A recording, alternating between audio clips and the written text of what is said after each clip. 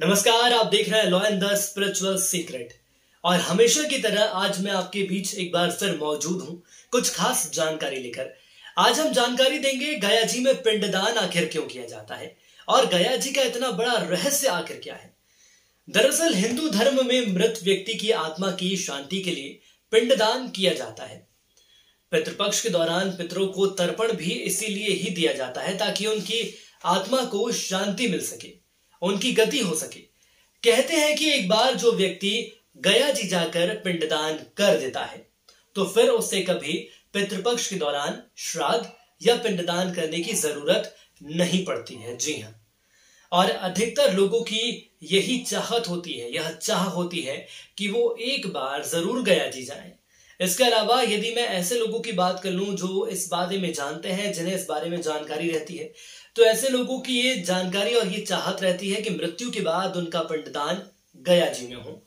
सनातन धर्म में यह मान्यता है कि गया जी में श्राद्ध करवाने से व्यक्ति की आत्मा को निश्चित तौर पर शांति मिलती है, ये तय है। और इसीलिए ही इस तीर्थ को बहुत श्रद्धा और विश्वास के साथ गया जी भी कहा जाता है। गया धाम में पिंडदान करने से कुल 108 कुल, जी हाँ 108 कुल और हमारी 7 पीढ़ियों तक का उद्धार हो जाता है। हिंदू सनातन धर्म की यदि हम बात कर लें तो गरुड़ पुराण में गया जी को पितरों की मुक्ति के लिए सबसे श्रेष्ठ स्थल माना गया है। वैसे तो गया जी में पूरे साल पिंडदान किया जाता है, ये तय है कि वहां जब भी आप जाएंगे तो पिंडदान होता है। लेकिन इस वक्त की मैं बात करता हूं, आज के दौर की मैं बात करता हूं, तो पितृपक्ष में पिंडदान का विशेष महत्व होता है। और इसके अलावा आपको यह भी बता दें कि आखिर गयासुर की एक कथा है जो कि काफी प्रचलित है, जिसको आपने सुना भी होगा, जिसके आधार पर गया जी को इतना श्रेष्ठ और इतना श्रद्धा पूर्वक जगह मानी गई है जहां पर लोग जाते हैं। तो ये हमने गया जी का महत्व जान लिया है।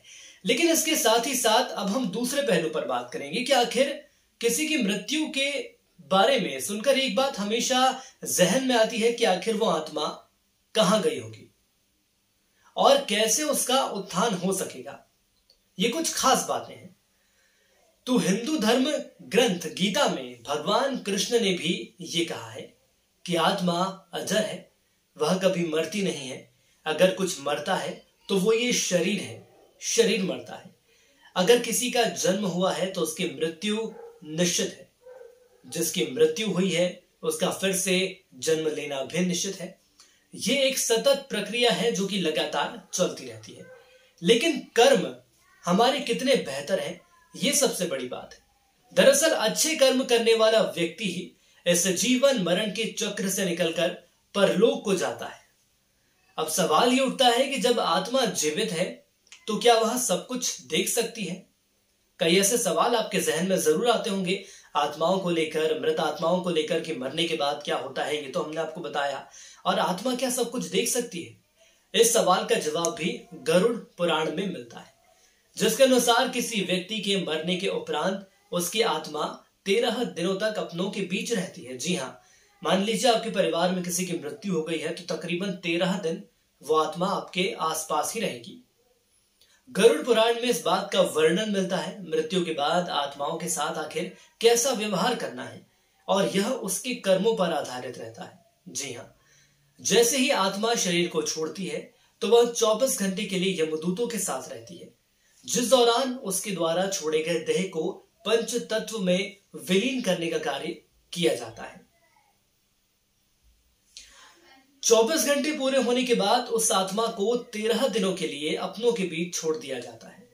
और इन 13 दिनों तक चलने वाली ऐसे रस्मों के पूरे हो जाने के बाद आत्मा फिर से यमलोक वापस चली जाती है, जहां उसे उसके कर्मों के आधार पर लोक की प्राप्ति होती है, जहां उसे अपने कर्मों का फल भी भोगना पड़ता है।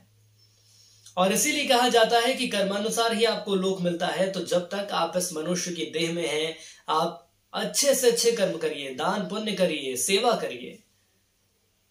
मैं आपको बताता हूं कि लोक से मेरा मतलब क्या है। लोक से मतलब है मृत्यु लोक, बैकुंठ या फिर नरक लोक, जिसे नरक लोक भी कहा जाता है। गरुड़ पुराण में यह भी बताया गया है कि जिनकी मृत्यु सर्प के काटने से या संस्कार रहित दिशा में मृत्यु हो जाती है, अथवा जो मनुष्य पशु या चोर द्वारा मारे जाते हैं वे सभी गया श्राद्ध के पुण्य से बंधन से मुक्त होकर स्वर्ग चले जाते हैं। यदि ऐसे लोगों का पिंडदान गया जी में किया जाता है तो सीधे स्वर्ग की प्राप्ति होती है। यहां पिंडदान करने से पितरों को शाश्वत तृप्ति मिल जाती है। आपको बता दें कि विष्णु पर्वत से लेकर उत्तर मानस का जो भाग है वो गया जी का सिर माना गया है और उसे ही फल्गु तीर्थ भी माना गया है, जहां पर पिंडदान करने से पितरों को शांति मिलती है। कहा तो यह भी जाता है कि गया गमन मान से ही व्यक्ति पितृ ऋण से मुक्त हो जाता है। मान लीजिए कि आप वहां पर गए भी हैं तो भी उसकी श्रद्धा और आस्था का केंद्र देखिए कि आपने लगभग वहां पहुंचे, आपने वहां जाने का कुछ प्लान बनाया और वहां आप जाते हैं, इतने में ही आत्माएं जो है वो तृप्त हो जाती है।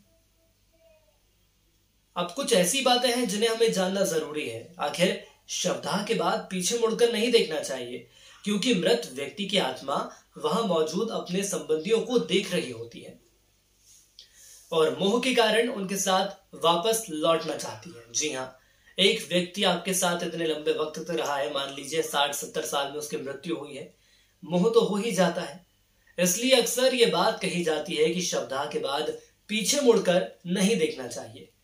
इससे उस आत्मा को इस मोह के जाल से निकलने में आसानी होती है। और मृत्यु का ये सार भी गीता जी में दर्ज है, जिसमें भगवान श्री कृष्ण के द्वारा कहा गया कि आत्मा कभी मरती नहीं है, वह तो अजर है, अमर है। और वो ये भी कहते हैं कि शरीर तो आत्मा के लिए एक वस्त्र की तरह होता है। आत्मा समय समय पर अपने वस्त्र बदलती रहती है, जैसे कि एक आत्मा जिसने शरीर छोड़ा तो वो दूसरे शरीर में प्रवेश करती है, दूसरा एक नया जीवन शुरू होता है। लेकिन अगर हम चाहते हैं कि आत्मा को शांति मिले तो हर व्यक्ति को गया जी में जाकर पूरे विधि और विधान के साथ श्राद्ध करना चाहिए। तो आज के वीडियो में हमने आपको गया जी की जानकारी दी। इसके साथ ही साथ हमारी ये कोशिश रही कि कुछ और अनछुए पहलू हैं जिनके बारे में जानकारी नहीं मिलती है, वो भी जानकारी हम आप तक पहुंचाएं। तो आपको हमारा वीडियो कैसा लगा आप कमेंट्स करके जरूर हमें बताइए, या आपके दिलो दिमाग में कोई सवाल है तो उसका भी हल देने के लिए हम यहाँ पर मौजूद हैं। Law and the spiritual secret को सब्सक्राइब करिए ताकि जो खास नोटिफिकेशन है, जो नए कार्यक्रम आने वाले हैं, जो नए हमारे वीडियोस आने वाले हैं वो आप तक पहुंचे। तब तक के लिए जय श्री कृष्णा।